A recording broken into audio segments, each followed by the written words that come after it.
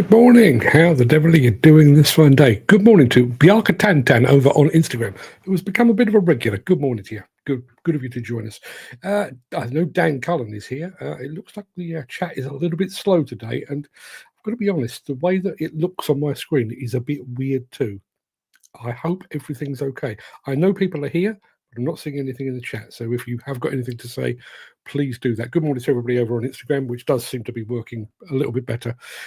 Couple of things. First of all, the Beyond Fuel. I'm doing part 3 of our Beyond Fuel series at the end of the show today. Do excuse me. I was working on the book last night and this morning. It's almost done. It is almost done. So once we get the today's show out the way, when we've actually released all the information, I'll be making that available. We're also working on the podcast. I'm actually meeting up with a friend of mine tomorrow who is a bit of an audio expert. So I'm going to get him to basically give it the once over to make sure it sounds really, really good as well. So look out for that. We'll be bringing that to you just as soon as we possibly can. It will be available on our buymeacoffee.com/demolition news. It will also be available over on our Demolition Insider website. Speaking of which, so here's the thing. If you watch our Demolition Insider website, you will know that I basically printed or produced an article earlier this week which questioned whether the Competition and Markets Authority was investigating quietly the Scottish demolition industry. I was tipped a wink over in Bauma in Germany. Had a bit of a dig, spoke to a few people. Can't get it confirmed, so I basically put the entire article behind a paywall. I also asked a few questions, but I've spoken to a few people and they've heard the rumors as well. That doesn't mean the rumors are true, but it does mean that there is a rumor doing the rounds. Here's why I'm mentioning it. Over on our Demolition Insider Substack, you can see when people subscribe to you. The last 4 subscribers to Demolition Insider all work for the CMA. So either I've touched a nerve or they're rallying to produce a cease and desist action against me because I've overstepped the mark. Either way, the last 4 subscribers over on Demolition Insider, all from the CMA. Now, our chat has just caught up. Jim Turner is here. Let me do the buttons while I'm about this. There is Jim. Morning, Jim. Good of you to join us. Dan Cullen's here as well. Gary Muirhead is here as well. So let's do Gary. I've seen Yvonne. Dr. Yvonne Waterman is here as well. She says, have you received your Global Asbestos Forum magazine already? It's fantastic, even though I do say so myself. At this point, Yvonne, I will have to take your word for it because I have not seen it. No sign of it whatsoever. I shall look out for the post a bit later today. Chris Ford is here as well. He says, good morning, fellow navigators of dirt and demolition. Navigators of dirt and demolition. I may have to steal that at some point in the future. This is the point of the show where I always say, oh, we've got loads to get through. We do actually have loads to get through. So without further ado, let me roll the intro, post the question of the day, and get this show on the road.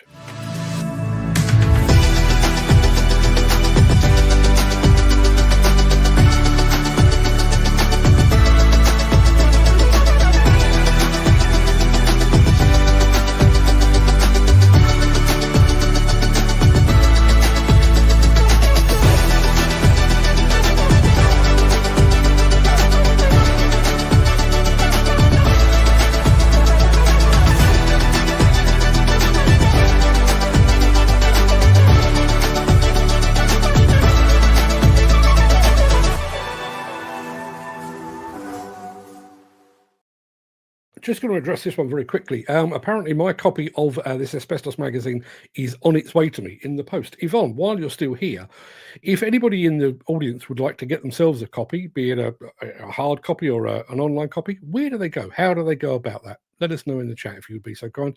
Let's get the word out there as much as we possibly can. It is Wednesday, the 21st of May. Welcome to the Breakfast Show. I am your host, Mark Anthony, the Walrus of Demolition, the Lord High Chancellor of all things live streaming. In today's show, Caterpillar's rotary cutters ease the daily grind. Bergmann rolls out a new electric dumper. And you've got time, maybe about 10, 15 minutes to rustle up some pancakes because we have syrup. We do. Thanks to Yanmar. It'll make sense when we get there. And in our latest look back at Bauma 2025, we're taking a stroll around the Kinshofer stand. We're actually running out of recaps to bring you. So we'll be going over to some of the product films in the not too distant future. Keep an eye out for that. Plus, in our morning monologue today, we're going Beyond Fuel Part 3, the final actual part. Alfie 22,000 over on Instagram just said good morning. Good morning as well. How are you doing? Whereabouts are you? Let us know where you're watching from. TPMS location is also watching over on Instagram as well. Dan Cullen is interested in a copy of the Global Asbestos Forum magazine. There you are. We've got one potential subscriber already in the chat. So Yvonne, if you have one about your person, there's a man called Dan would like to get himself get his hands on one. We have a mystery machine for you, which I will show you in just a second.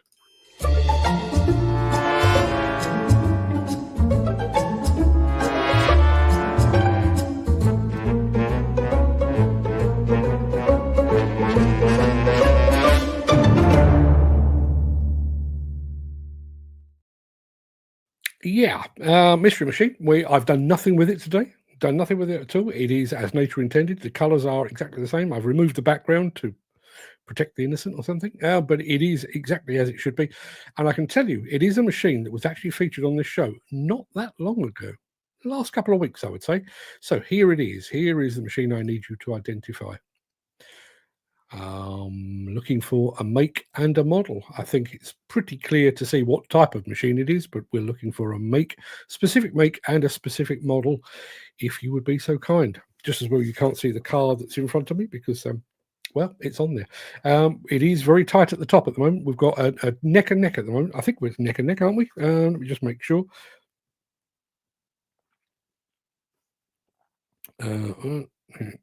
Yes, it is. It's neck and neck between Dan Cullen and Chris Ford, both of whom have 4 wins this month. Here's an opportunity to get their 5th and possibly steal a march over their rival. Let us know what you think about that. And while you're thinking about that, let me remind you very quickly of our question of the day.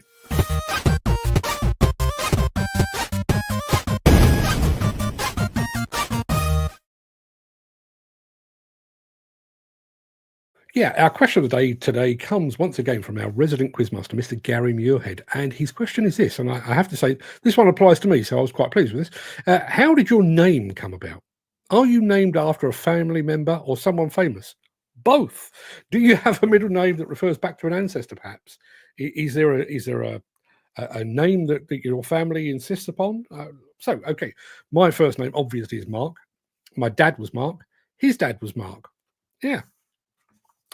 So that was where my first name came from. My second name, which ultimately, I mean, my parents always referred to me as Sean, basically because if you called Mark in my house, you could have got me, my dad, or my grandfather.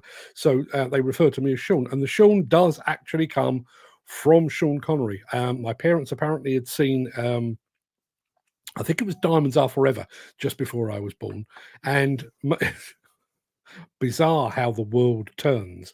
Apparently, in the movie, Sean Connery wears a very nice blue shirt. My dad got a blue shirt because my mum was quite taken with Sean Connery in a blue shirt. In fact, she was so taken with Sean Connery that when I popped out a few months later, my middle name, Sean. So, do you have any interesting stories behind your name? Let us know in the chat. All of that. Okay, so let me have a very quick look at Mystery Machine. Mystery Machine is there. Jim Turner reckons it could be a JCB 370X. It is not. Chris Ford is going for the Komatsu 490 LC-11. It's not one of those. Nor is it a Sumitomo. Well, kind of. Komatsu PC 250, 215 LCI. It's not one of those. Dan, it's not a Komatsu SH225X3B. It's not the 490. It's not the 210. You are very close. Very close with. Oh, listen, I'm going to call it. I'm being pedantic here. That is exactly what it is. It is actually. Let me show it to you. Let me get Dan out of the way. It is a Sumitomo. Where is it? There you are. A Sumitomo SH350 HD. Got to be honest, can't help thinking he got that rather quickly based on a section of boom and a machine that isn't even available here.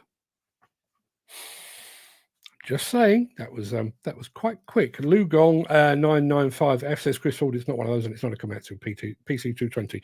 Dan, I'm giving you your 3 points, even though that was worryingly fast, shall I say.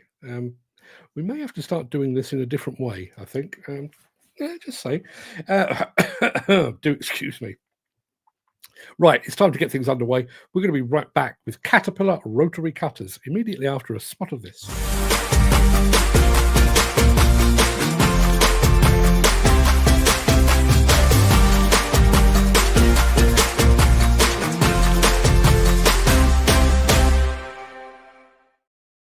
Yeah, we always talk about the daily grind. This is what it looks like when Caterpillar do it.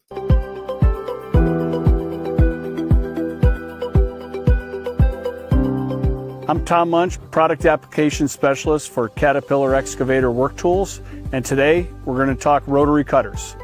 Caterpillar launched the first rotary cutter in our portfolio in the spring of 2023, and we now have 5 offerings. The RC10, the RC15, the RC20, the RC30, and the RC50. The Caterpillar rotary cutters can be configured on both track and wheeled excavators. The RC10 through the RC50 can be configured on 311, 312 excavators through the 349 and 352. Additionally, they can be configured on non-cat excavators as well. In addition to those models, you can also configure the rotary cutters on ultra-high demolition machines for rock and concrete profiling. Your CAT dealer has a complete list of the official configurations should you have additional questions. The rotary cutter is a very versatile work tool that can be placed in a range of different applications. That includes trenching, tunneling, demolition, grinding, quarrying, rock and concrete profiling, even underwater applications. Dependent on the application, CAT rotary cutters may be the sole work tool on the job, or they can work in conjunction with CAT hydraulic hammers, buckets, and rippers. At Caterpillar, we have the expression task, tool, machine.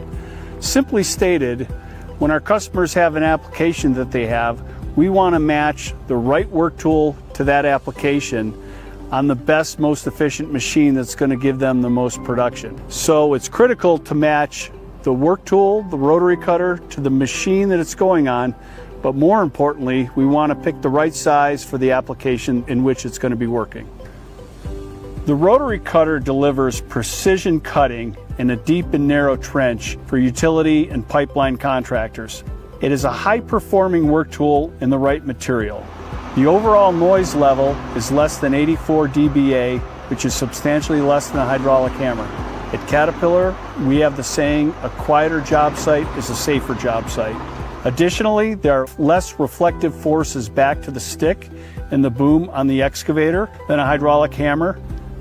Daily maintenance is not required. There's no daily greasing of rotary cutters, and the byproduct in the grinding of the material leaves a reusable backfill with the proper milled material size. If you got any further questions on the CAT rotary cutter or any other CAT hydromechanical work tool, contact your local CAT dealer or go on cat.com.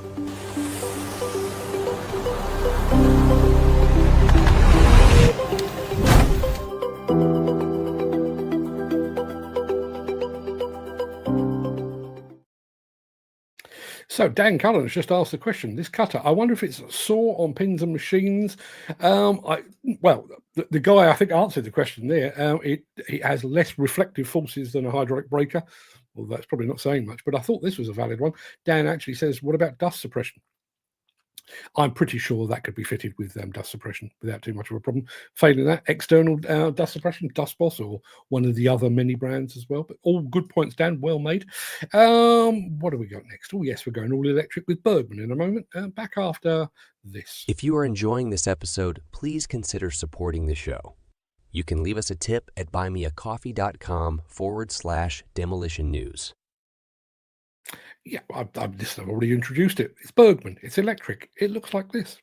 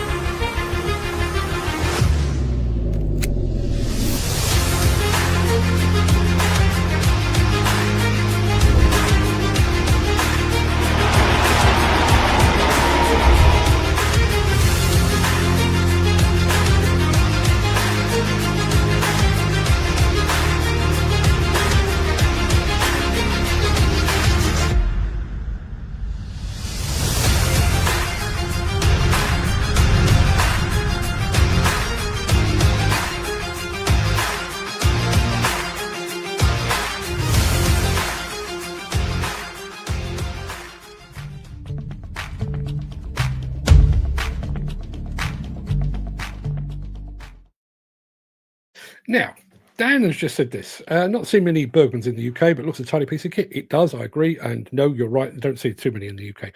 I was thinking last night. In fact, me and Fred were talking about this after he'd played his 18 holes of golf and made me jealous. As it stands at the moment, I don't know if you're aware of this, but there is something of a spat going on between Mr. Trump, the orange fella in the White House, and John Deere. He is threatening them with 200% tariffs because they're building some of their bits and pieces in Mexico and so on. And I think there was actually a bit of a threat to even move more manufacturing and, basically say, okay, well, the US is not a market we can tackle anymore because of these ridiculous tariffs. We're going to go elsewhere. John Deere, if you're watching, come here. There's a market that would buy some of your gear if only you'd sell it here. I'm just saying, if anybody from John Deere is watching, there is a ready market waiting for you right here. We've got a weird one in a moment. I'll explain in a moment. Since the finance bill came into effect in April, the construction industry has seen a surge of fuel thefts. The rising cost of living has placed an additional risk of theft by employees and contractors, as well as opportunistic thieves. By using diesel dye and placing warnings of its use, you are sending a clear message that this is your fuel.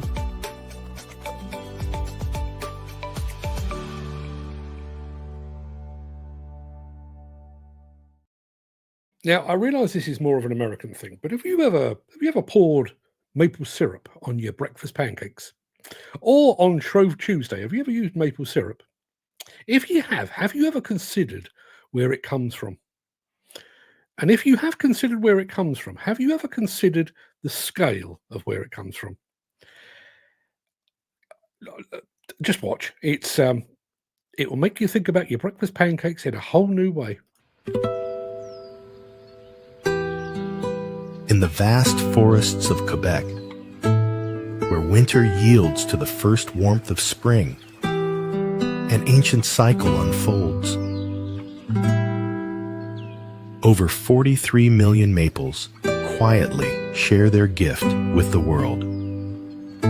Maple syrup. With more than 72% of the world's maple syrup originating here, this is nature on an industrial scale. But these vast forests are not factories. They are a complex living ecosystem. Foresters have always known that tapping these trees for their sap is all about balance. The trees must be respected, their habitat preserved, and their future secured. Where mechanization is required, foresters choose their machines with care, selecting the cleanest, quietest, and most efficient machines with the lowest environmental impact. For those who dedicate their lives to this craft, maple syrup is more than a product. Pour moi, tout ce que je fais repose sur la durabilité. Peut-être que le monde moderne a la mentalité d'apprendre. Ici, dans la forêt d'érable, nous ne pouvons pas simplement apprendre sans redonner. Je sais que j'ai le devoir de protéger cette terre magnifique, tout en partageant ses fruits avec le monde. En tant que pays, nous sommes fiers d'être reconnus comme gardiens de l'environnement. Il faut comprendre que nous pouvons tous profiter de la nature en vivant en harmonie avec elle. It's a diverse world, but one thing unites us. We are all building something. For some, it's a sense of national pride, a more sustainable future, or a balanced life. Whatever you're building, we are building with you.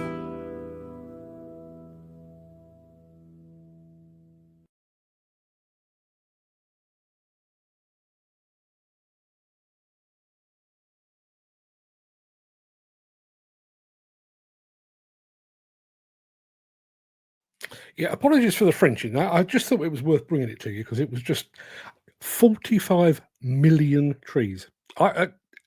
That's a scale I can't even wrap my head around. 45 million trees. And Dan says, got his addiction going. He's going to the shop later to buy some syrup. It is one of those things, isn't it?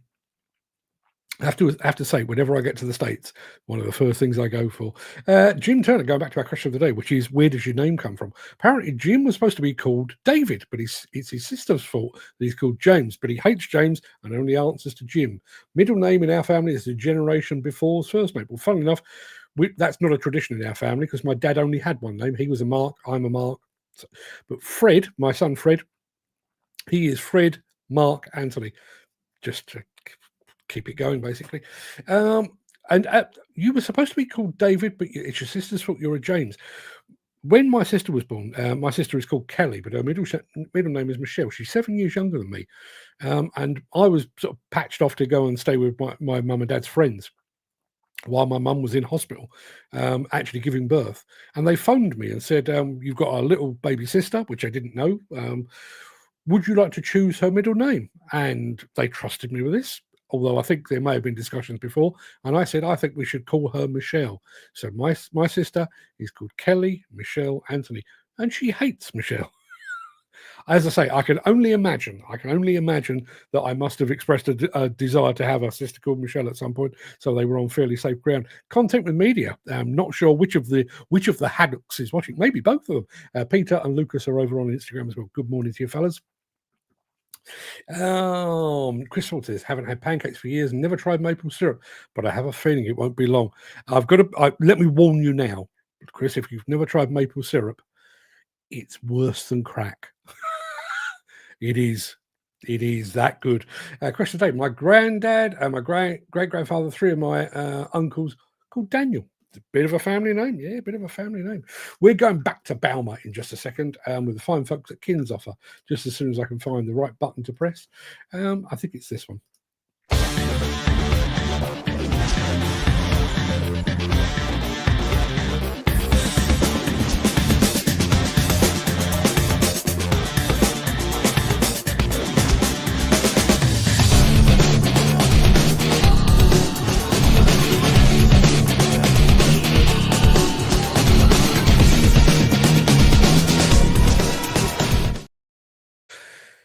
Back to Bauma. Yeah, I'm fairly sure, I need to check the archives, but I'm fairly sure we have now done all of the stand walk-arounds, or we will have done after this one. So we can then start bringing you sort of product films as well. But this is the final of our stand walk-arounds, and we've saved, I wouldn't say the best to last, but we certainly saved one of the most acquisitive to last. This is Kinshofer. Welcome back to the Breakfast Show at Bauma 2025. We're off to see one of the most acquisitive companies in the industry right now. We're going to Kinshofer, which over the past few years has added more and more brands to its already impressive repertoire. Let's go and take a look.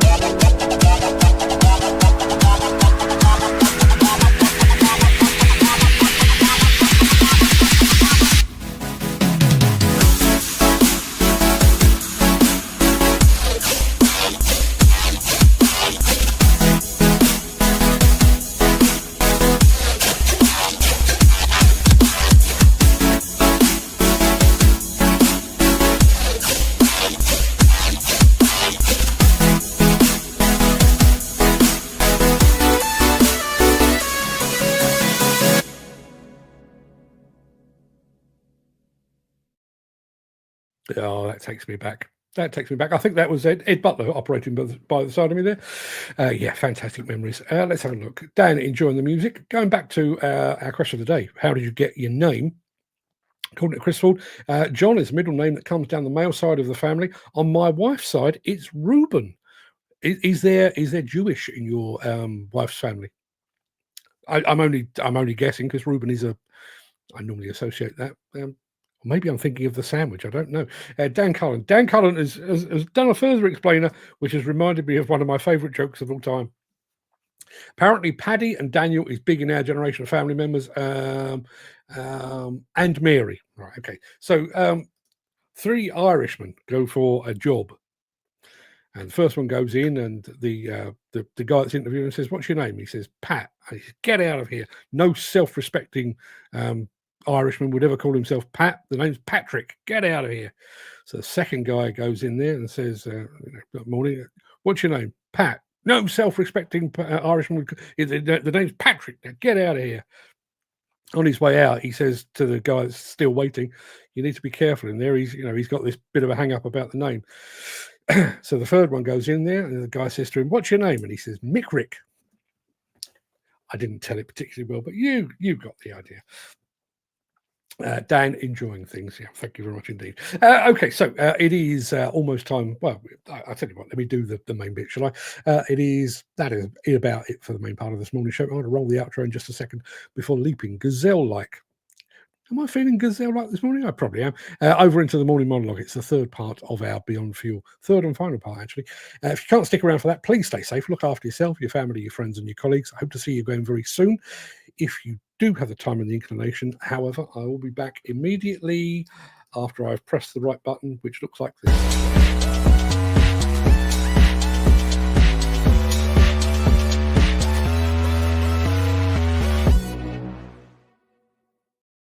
Yeah, just to be very, very clear here, I'm going to do this now.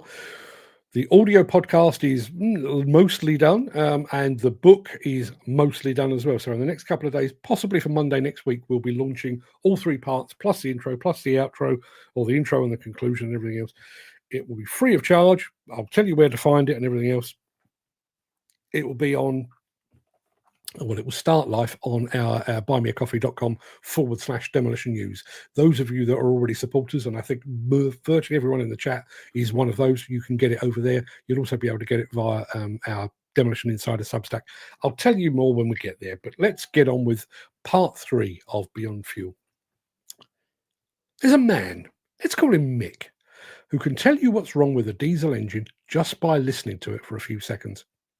He can smell overheating oil, feel worn injectors through the vibrations in the frame, and fix most faults with a socket set and a stubborn refusal to be beaten. For decades, people like Mick have kept the construction and demolition wheels turning. But soon, their kind could disappear. Across the globe, the march toward electric and hydrogen-powered construction equipment is accelerating. We hail this as progress, and in many ways it is. Cleaner air, reduced emissions, quieter job sites, and smarter diagnostics. But beneath that gleaming vision lies a silent casualty. A generation of diesel engineers whose knowledge, experience, and instinct cannot be replicated by software or replaced by code. And as the world moves forward, we may be leaving behind those who built it. Diesel engineers are more than just mechanics. In many ways, they're interpreters, reading the unique language of combustion, pressure, timing, and friction. They know the sounds of strain, the smells of burning, the feel of imbalance. They don't plug in laptops. They tune by ear, by hand, and by experience. They've spent years, sometimes decades, learning the quirks of different engines, understanding how machines age, how they fail, and how to bring them back to life. And they've done it in the cold, the rain, the dark, often with limited parts and less than ideal conditions. They are craftsmen, field doctors, diesel whisperers. They're warriors with grease under their fingernails and stories etched into every scar on their hands. But pretty soon, their tools will no longer be enough. Electric machines don't have injectors, timing chains, turbos, or head gaskets. They don't leak oil or overheat coolant in the same way. Instead, they come with inverters, high voltage circuits, battery management systems, and sealed components. They break differently, and crucially, they're often designed not to be repaired by independent engineers at all. The transition to electric and hydrogen propulsion systems shifts the center of gravity in maintenance from mechanical intuition to software access. The job becomes less about problem solving and more about code reading. And if you don't have the diagnostic tool or the OEM's permission, you're locked out. This is not an evolution of skill, it's a revolution in system access.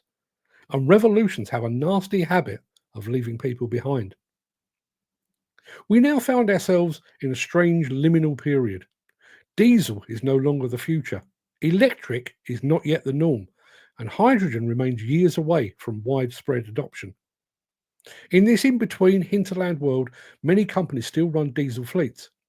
But as those machines age and new ones come with electric or hydrogen systems, the gap between what exists and what's coming grows ever wider. Young engineers entering the trade will soon not know which skill set to chase. Should they master diesel, which still dominates many fleets? Or should they learn electric systems and risk being underexperienced for the jobs that still make up most of today's workload? Meanwhile, veteran engineers, those who can rebuild an engine blindfold, are being subtly pushed aside. Their knowledge is seen as legacy, their salaries seen as cost centres, their training seen as a sunk investment. And so we teeter on the edge of a skills vacuum. Let's be clear, diesel engineers are not stubborn Luddites unwilling to change. Most would happily upskill if they were given the chance, and the tools, and the respect. But in too many cases, companies see no value in retraining. Why invest in someone nearing retirement? Why waste money bridging the gap when younger, cheaper engineers can learn digital from day one? And this short-term thinking ignores two hard truths. Electric machines still share common ground with their diesel ancestors. Hydraulics, undercarriages, final drives, track systems, cooling systems, structural stress, they all still fail. Wisdom takes years to learn. Wisdom takes years to learn and to earn. You can teach a new recruit how to replace a sensor, but you can't teach them to know when that sensor is lying, or how to improvise when the replacement part is 2 days away and the job has to be done today. Without those veterans, we risk losing the unwritten manual of real-world maintenance, a body of knowledge that lives in the fingertips of seasoned fitters, but not in corporate training modules. OEMs are increasingly restricting who can maintain or repair their equipment. Proprietary diagnostics, lockdown software, and even physical tamper-proofing mean that independent fitters and in-house mechanics are being frozen out. And that's not just bad for old-school engineers. It's bad for contractors, bad for productivity, and bad for long-term cost control. Imagine a world where every issue, from a blown fuse to a sluggish actuator, requires a factory-certified technician to attend. Imagine fleets sidelined because no one local has the tools or the authority to make a simple repair. Now stop imagining, because it's happening already. And while this reality slowly descends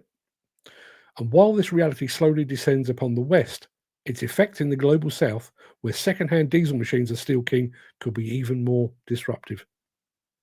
But suffice it to say, if Western fitters are being left behind, technicians in developing countries may not even be invited to the new era. So we face a choice.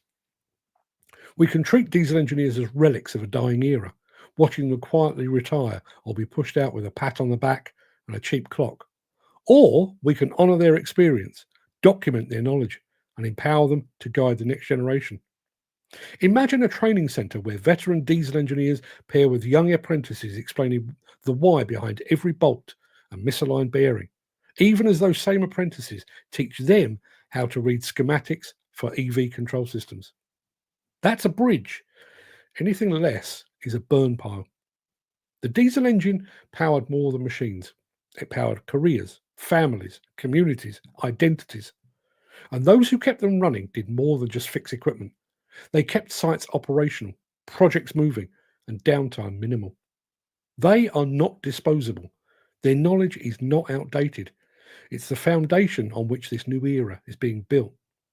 So as we chase our electric dreams and hydrogen hopes, let's not forget those who still carry the spanners, who still know what a rattle in the manifold means, and who still believe that fixing something with your hands is as noble as building it with code.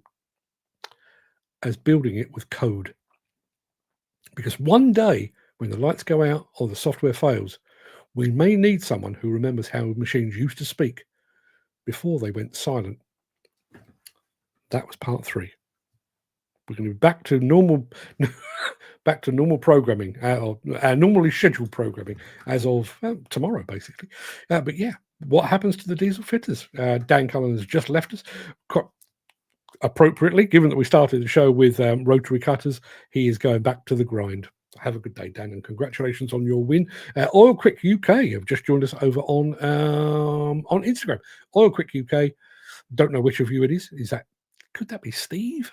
Steve, if that's you watching, morning, mate. How are you doing? Yes, there you are. There's part 3. Now, just going to go back. We did a recap yesterday, which is available over on Demolition News. No, not Demolition News. It's available on buymeacoffee.com/Demolition News. So you can go and listen to that. Not sure if we've got one for you today, but basically, just to bring everything around about. Jim, I'll come back to you in a second. So I started writing this series over in Germany while I was between things at Bauma. Finished when I got back. So I've done an intro. There are 3 chapters, and then there's a conclusion as well. I think it comes out at just over 5,000 words. It's not a full-blown book. It's a booklet, I would say. I think it runs to about 20-odd pages, something like that, give or take. I'm not entirely sure. So we are working on that in the background. I'm meeting up with a friend of mine who is a musician, audio engineer, and various other bits and pieces so that we can make it sound as sexy as we can in audio format. And the design for the book is already done. I've just got to go through it and make sure that I've spelled things correctly and what have you. So over the next couple of days, probably Monday next week, we will be launching both the audio podcast, which runs to just over half an hour, and we'll also be launching the book, both of which will be freely available. So if you want to get yourself a copy of that, keep an eye on this show, keep an eye on Demolition News, Demolition Insider. Just keep an eye. You get the idea. Jim Turner says, and put the fitters training centres in the same place as the operators training ground, probably on a proper live site too. Yeah, or preferably on a proper live site too. There is an opportunity there. It only occurred to me when I came to write that notion of a transition of knowledge or a transfer of knowledge.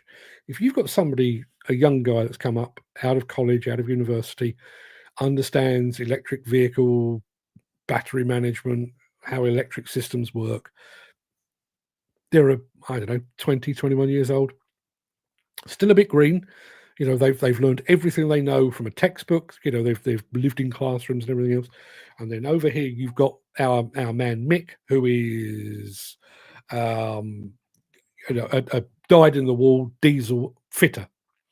You put those two together so they can teach each other their own systems, so that Mick has a better understanding of an EV should he come across one, and our youngster, let's call him.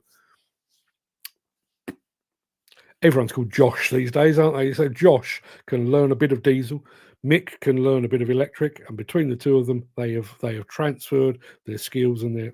I just think that makes so much sense. Chris Ford says diesel fitters will be like old machine drivers and say fuck it. The industry that they've given everything to over the years has acknowledged nothing. Yeah, that is my concern. One of the things that struck me about this, it's weird how history does have a nasty habit of repeating itself.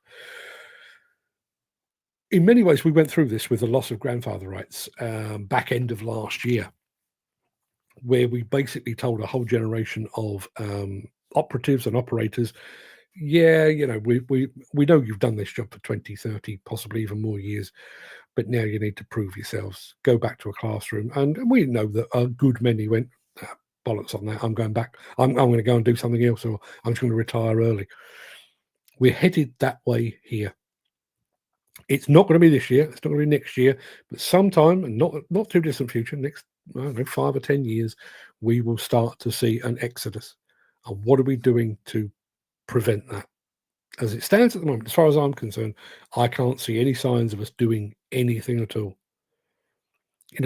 Either use those people for their remaining years to mentor the next generation, to capture their knowledge in some way, be it electronic or another way, just to make sure that we don't have a shortcoming. And when I was over in the Netherlands in December, I was at a training college, and they actually have a series of courses teaching young people how to maintain and repair electric construction equipment. I am not, now listen, I'm not an expert on this, but I am not aware of a single course of that nature here in the UK. They may exist, in which case I apologise, but I have not come across one. Now, the Dutch, I would say the Dutch are a good 5, possibly even 10 years ahead of us in all things environmental, but electric machines are more commonplace in the Netherlands. Hydrogen machines are making inroads. They are that bit ahead of us. We can look to them and say, okay, what are they doing? What is it that we need to replicate? Because you'd have to think there will come a time, look at Volvo, for example. Aren't they planning to be all electric by 2040? 2040 is only 15 years away. And to be all electric by that time, you'd have to think that they will have to start phasing out some of their machines 5 years before that, maybe. My guess is that they won't just say, okay, on January the 1st, 2040, that's it. All the diesel machines, we're going to throw them all away and start again. There will be a phased introduction. So we could be, 10 years away. If you're going through college at the moment, or if you're in school and you're thinking about being a fitter, what do you go and study? Do you go and study diesel, which makes perfect sense now, or do you study electric? Or do you get ahead of the game even further and study hydrogen? And if you want to study hydrogen, and if you want to study electric, where do you go for that? Are there courses? I mean, my guess is, we have electric vehicles on the roads, Teslas and others. I'm assuming there must be some electrical engineers that are qualified to work on Teslas and other electric cars. Do we have that yet in the construction equipment world? And think about the additional demands. I mean, working on a diesel engine is not a bundle of laughs at the best of times, but at least you're not dealing with high voltage systems, which you would be with an electric machine. There are additional health and safety, personal safety considerations to be had. What are we doing to prepare ourselves for that? Are we doing anything? And the more I think about it, the more I wonder whether that is one of the things that's holding back a greater or a wider adoption of electric machines. I've been waiting. I mean, I think I saw my first electric mini excavator 7, maybe 8 years ago, off the top of my head. And obviously, being a journalist and being a keen on anything new or revolutionary, wow, I've seen the future. We're still waiting. At Bauma, whatever it was last month, hundreds, literally hundreds of electric machines. There was a handful of hydrogen, but the Volvo stand, just purely electric. And yet we've yet to see a major contractor or a major plant hire or a rental company saying, yes, we are going to embrace that. Is that because electric machines are more expensive? Possibly. Is it because we don't actually have the charging infrastructure as broadly as we need it to be? Possibly. Is it because if an electric machine goes wrong, you are reliant upon the dealer to put it right because there's sealed systems and Mick in the workshop is not up to the job? I wonder if there's a degree of that as well. Chris Ford has just said, to keep the job running in the future, machines need to be simpler as there aren't going to be many people around to fix them. A classic example is the AK-47, designed to be used by an illiterate peasant. It's a weird comparison. But my fear with this is actually, while there won't be people around to fix them, my belief is that the systems are actually getting more complex. I said late last week that I'm not into conspiracy theories, and I'm not. But imagine if you're an equipment manufacturer right now and you are building electric machines. The power unit is entirely sealed. It's tamper-proof. We don't want Mick with his spanner having a probe around in there. It's a completely sealed thing. And we as a manufacturer, we will monitor that machine for you remotely using telematics for a cost. And we will maintain it for you because you're clearly not clever enough to do it. We'll maintain it for you at a cost. And when it does go wrong, on the rare occasions that it does, we're the only people that can fix it, and we will fix it for you at a cost. See where I'm going with that? As I say, I'm not into conspiracy theories, and we do live in a commercial world. I have no problem with that. We do live in a commercial world where all the manufacturers need to earn a crust.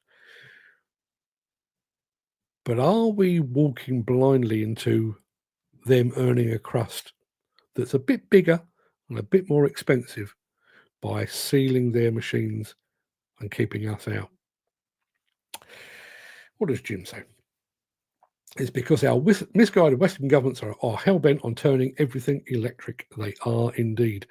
I've written a piece today, by the way, nothing to do with electric, but I've written a piece today that's talking about tariffs, which is a fairly boring subject. And I know people have got all up excited about it with our friend Mr. Trump, but we're doing it here. You know, we are now imposing tariffs on Chinese excavators. And one of the things that set me going on this, just to fill you in, it will be on LinkedIn in a moment. It will be 11 o'clock, drops on LinkedIn, drops on Demolition Insider as well. One of the things that set me thinking about this is the tariffs that we're imposing on Chinese excavators here stems from a complaint made by JCB. Understandable, you know, that this is their domestic market. Why should they give up market share to people that are using very, very, very low-cost labor in questionable ways? Why should they give up part of their market share to people that are basically, I wouldn't say slave labor, that's going a bit too far, but you know, they are buying their labor very, very cheaply, and they are dumping machines here. Why should they? But then think that through. And this was the starting point of the article that if you're around on LinkedIn, you'll be able to read in about 10 minutes' time. Imagine you're a plant hirer, and the core of your fleet is backhoe loaders and telescopic handlers, and you're a dyed-in-the-wool, long-time JCB fan. You've been to the factory. You're at the point now where you're on first-name terms with your local dealer and the fitters that look after your machines. You would consider yourself a JCB fanboy. When Saturday rolls around, you often go to the supermarket wearing a JCB jacket. You're a proper JCB fanboy. But the other part of your plant hire fleet is excavators. And your excavator choice, or your excavator of choice, is Lugong. Now, thanks to JCB, understandably, you know, I stress that, understandably making that complaint, your excavators just got 20, 30, 40, 50% more expensive. Are you still a JCB fanboy to the same degree when that's happened? See where I'm coming from? Jim Turner says it's not a conspiracy. It's just to create product demand by machines having a short work life. I was at a plant do over the weekend. 80-year-old machines were there, efficiently moving and leveling muck. That idea, poor business model for machine manufacturers. They need to keep selling new kit. They do. And we are. Do you know the bizarre thing is, I see this in my personal life, and I often don't go the extra mile and equate it. I've got here, and that's the iPhone 16, I think it is. I had the original iPhone. I had the 3, the 4, the 6, the 8, the 12, the 14, and the 16. So every couple of years, I go and buy one of those. I've got to be honest with you. There's a few bits and pieces that this does, like on the camera. There's a few bits and pieces that this does that my old 14 didn't do. But by and large, I am now in a cycle of updating that because there's a new one. Not because it gives me anything extra, not because it gives me a function that I've never had before, by and large, but because it's new. And we as an industry are equally guilty of that. Think about it. How many times have you seen, we're in a period at the moment where everyone's referring to their excavators as next generation. What is that next generation? Still running on diesel? Yeah. Still going through a gearbox? Yeah. Still on a tracked undercarriage? Yeah. So what's new generation about it? Well, it's got a different logo, and we've moved the ashtray, new cup holder, and there's a little bar here where you can hang your coat, and that's about it. And that is considered next generation, and you know full well that whether that's Caterpillar, Komatsu, Hitachi, Volvo, Liebherr, Uncle Tom Cobley and all, there will be a queue at the door of the dealer to have that latest generation.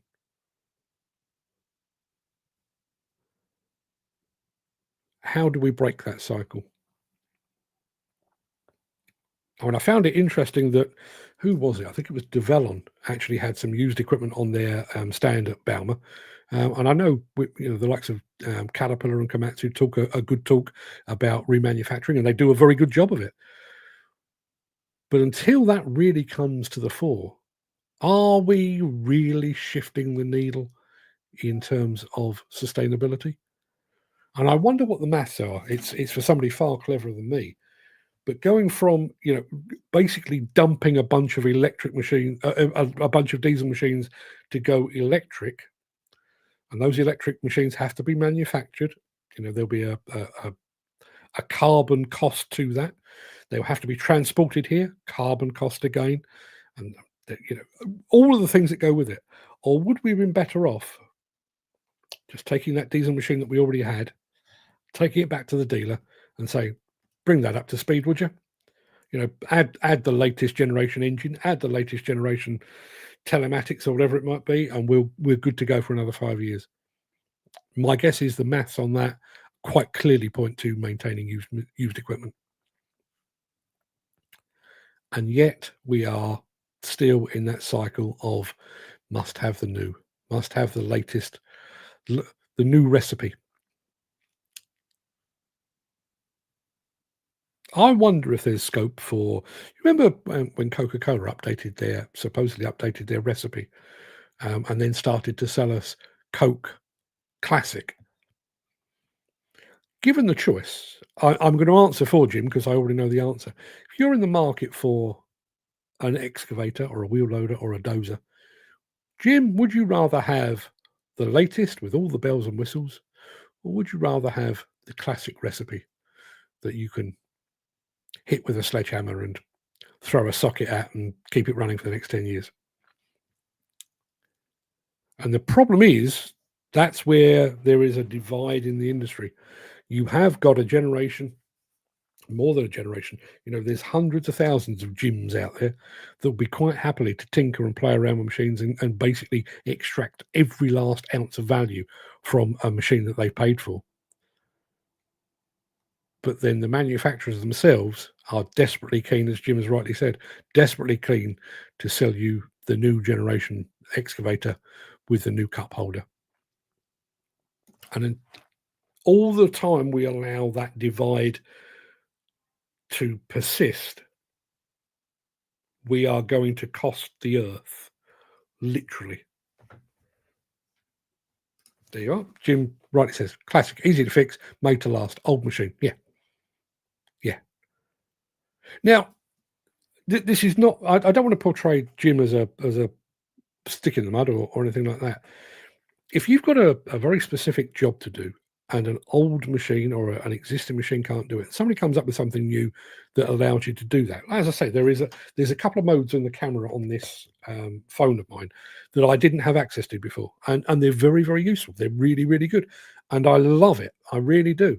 It's allowed me to do things that I couldn't do with my older one. So it does, to a degree, I'm trying to convince myself slightly here, it does, to a degree, make sense for me to update. But if your update is just to get new windscreen wipers or a new set of decals on the side of your machine, is that wise? Is it wise from a cost standpoint? Is it wise from a carbon standpoint? Is it wise from a business standpoint even? And one of the issues I think we have,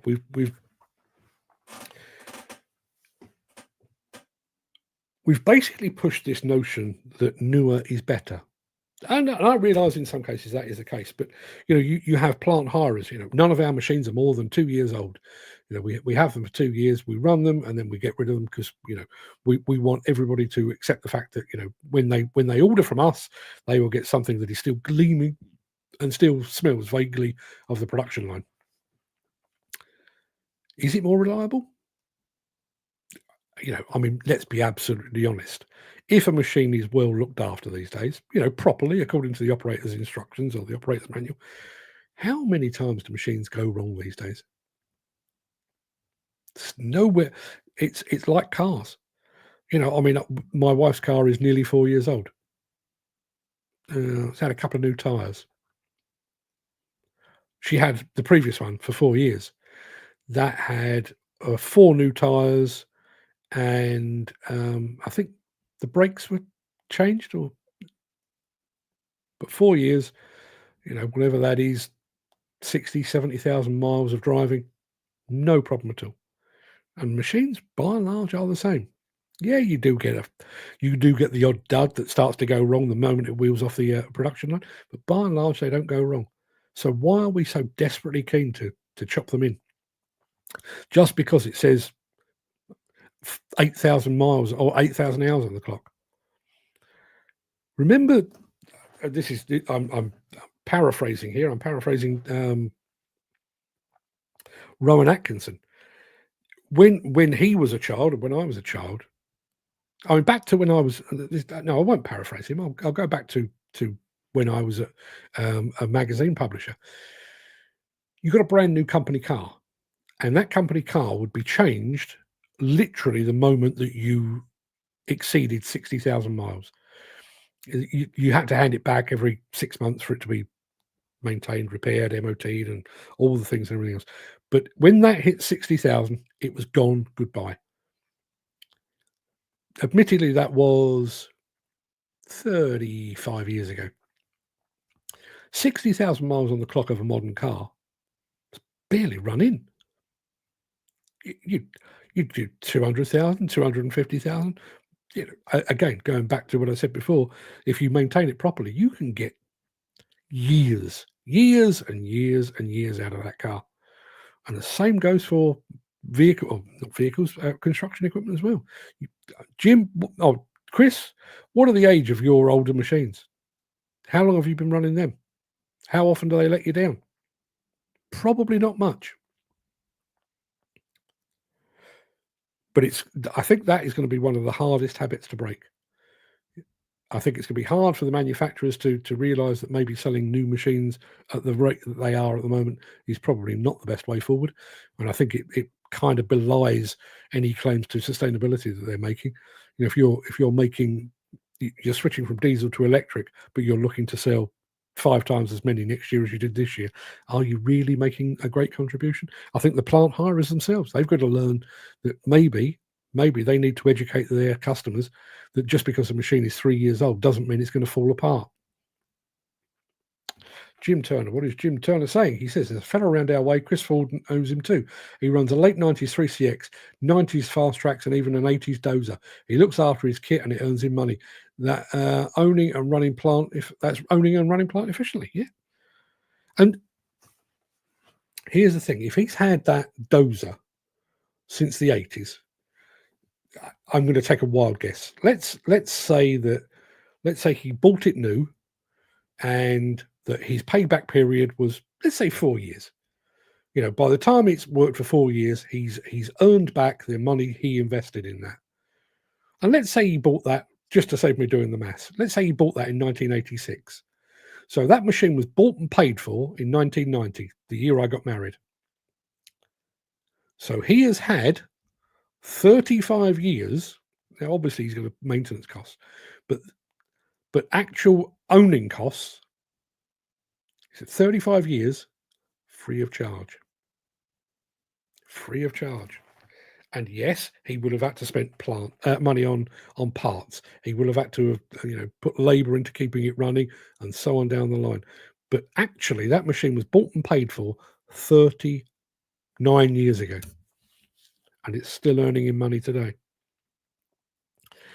I'll do this, and then I'll just tell you another quick story. Chris says my Priestman's a 1980s. The oldest frontline machine is a 2018 JS220X with nearly 9,000 hours on it. You know those dead, unreliable JCBs that you hear so much about? Yes, they have to come with a bag of spanners because they always fall apart. 7 years, 9,000 hours, still earning a crust. Weird, right? There was a guy back in the days of SED. If I thought about it long and hard enough, I could probably tell you his name, but I can't off the top of my head. There was a guy who was involved in the organisation of the old SED show, and he'd been to an auction. And at that auction, there was somebody selling off, I don't know, a couple of hundred flagpoles, big, 10-metre flagpoles or 15-metre flagpoles. I don't know how big they were, but they were flagpoles. He bought them. Because he was in the exhibition business, outdoor exhibitions, he thought, well, I'll find a use for these. So he bought them. And he brought them back to his workshop, and he painted them all white, so they were all nice and pristine and everything else. And then he sent them out on hire. At one point, the last time I spoke to this guy, and I wish I could remember his name, when I spoke to him, they'd gone out on hire, and they'd literally not been back to his depot at all. They literally go from job to job to job, exhibition to seminar to conference to exhibition. They hadn't been back to his depot for 11 years. They were constantly on hire. Now, I realise there are very few moving parts on a flagpole, but the maths are the same. If you can pay up front and then get 9,000, 10,000, 35 years out of a machine, not bad, right? Jim Turner says, and a fella out in our village still earning a living with a couple of 80s, 3CXs, and a 70s Drott and Dozer. Fantastic stuff. Fantastic stuff. I do need to come up to your part of the world. I'd like to meet these people. They sound like my kind of people. Anyway, I've been talking for far too long. That will do us for today. I can tell you, I've just had a notification that thing about tariffs and the like is now available over on Demolition Insider. It's also on LinkedIn. It'll be on demolitionnews.com in just a moment as well. I'm going to bag all of this up. I will do a recap because we've had a good old chat here. I'll be doing that at some point today as well. So loads and loads of stuff to come. And the new book is imminent, a couple of days away. That'll do us. I'll be back tomorrow. If you get more of the same. No idea what the subject matter will be, but I'm sure we'll figure it out. Till then, everybody, have a fantastic day. Thank you for your company. I'll see you all very soon. All the best.